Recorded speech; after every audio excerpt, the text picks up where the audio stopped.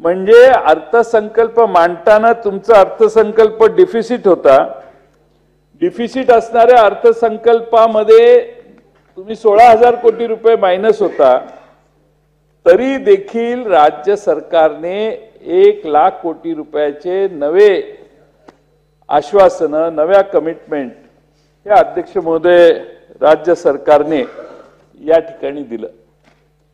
अध्यक्ष महोदय काय हरकत नाही, पण अध्यक्ष महोदय ज्यावेळी 2022 चा अर्थसंकल्प त्यांनी आमच्या बाजूने मांडला, त्यावेळी विरोधी पक्षाच्या बाकावरून तत्कालीन विरोधी पक्ष नेत्यांनी भाषण काय केलं?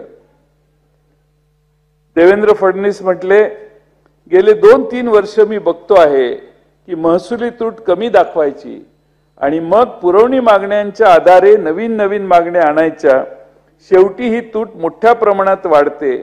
आपण अर्थसंकल्प तयार करतोय दाखवण्यात करता आणि खर्च मात्र मनमानीपणाने करतोय असा याचा अर्थ आहे। अर्थसंकल्पाचा आणि खर्चाचा ताळमेळच लागत नाहीये। ज्यावेळी जो खर्च वाटला तो करतोय, त्याला पुरवणी मागण्याच्या माध्यमातून मान्यता दिली जाते, मूळ खर्च मात्र करतच नाही। आता अध्यक्ष महोदय याला आपण काय म्हणणार? अध्यक्ष महोदय मी मगाशी सांगितलं की मागची तूट 16,000 कोटी रुपयाच्या वर होती बजेट मांडतानाच्या दिवसाची। त्यानंतर हे ऍडिशन जवळपास 1 लाख कोटी रुपयाच्या नव्या पुरवणी मागण्या मांडण्यात आल्या आणि त्यामध्ये अनेक आमदार,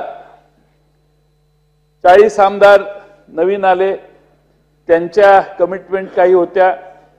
या सगळ्या कमिटमेंट करत करत ती पुरवणी मागणीचं शेपूट मारुतीच्या शेपुटासारखं वाढत गेलं आणि एकदम अध्यक्ष महोदय त्या लाखभर कोटी रुपयाचा विसर पडला का ते या सध्याच्या बजेटमध्ये घातले माहित नाही।